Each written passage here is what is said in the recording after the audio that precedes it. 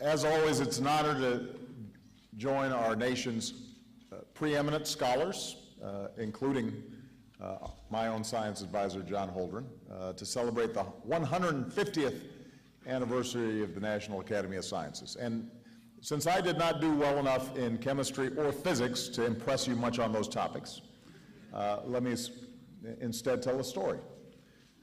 150 years ago, the nation, as all of you know, was in the midst of the Civil War, and the Union had recently suffered a devastating defeat at Fredericksburg. The road ahead seemed long and uncertain.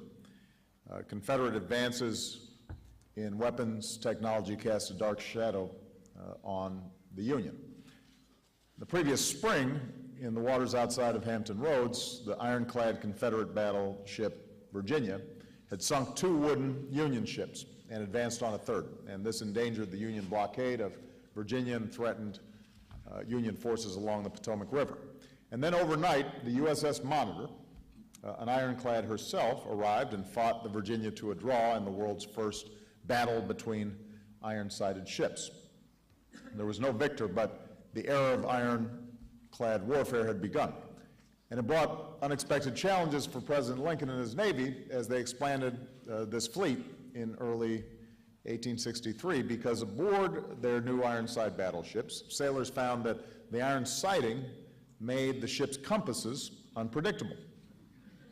So it skewed navigation, and they were bumping into things and going the wrong way.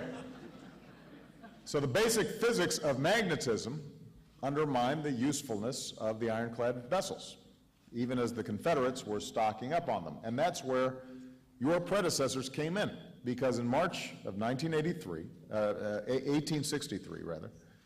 President Lincoln and Congress established the National Academy of Sciences as an independent and nonprofit institution charged with the mission to provide the government with the scientific advice that it needed.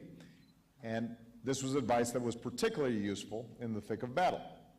The National Academy soon counted the nation's top scientists as members.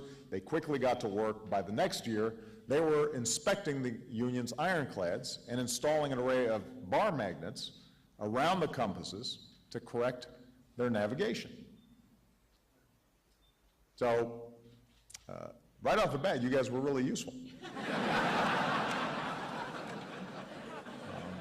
In fact, it's fair to say we might not be here had you not. Certainly I would not be here.